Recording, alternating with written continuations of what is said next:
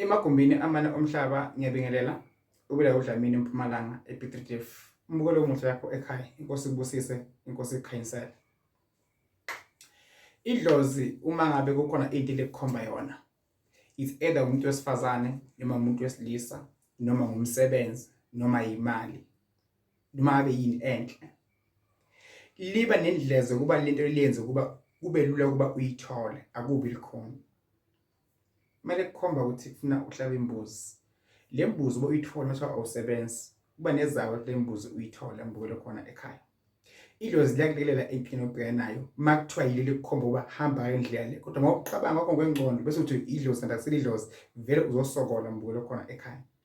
Uma ungena abantu abadala kumele ukuba bakusize uba uphumele empilweni. Awukwazi ngena idlozi bese impilo yakho iyasafara iyacindezeleka. Kodwa ekhathini samanje sekuyenzeka lokho ngoba sekukhona abantu onokuthi uzoma impilo yaphambili bakuvale, especially if ungumndeni bakucindezele bese impilo yakho emuva mbukelo khona ekhaya. Idlozi uma ngakukhomba uba ufuna wakhe lapha noma le ndlela ufuna ibe ngeyakho, ikhona indlela ezoyenza ukuba le ndlela uyithole. Inezaba ezithile ezokwenziwa yini idlozi mbukelo khona ekhaya. Idlozi linamandla.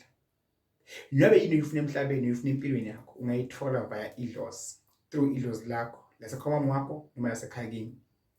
Idlozi mbukelo okhona ekhaya lidinga ukuba uhloniphe, uunderstand, ulandelele. Idlozi liyayivula iminyango evalekile, livale futhi iminyango evulekile. Akumelanga ukuphila emhlabeni ube umuntu odela ini idlozi ngasonke isikhathi. Mbukelo khona ekhaya uNkulunkulu uyakuthanda nabakini bayakuthanda. Hlonipha idlozi lakho, hlonipha ithuna sakho, hlonipha idala zakho. Idlozi linamandla.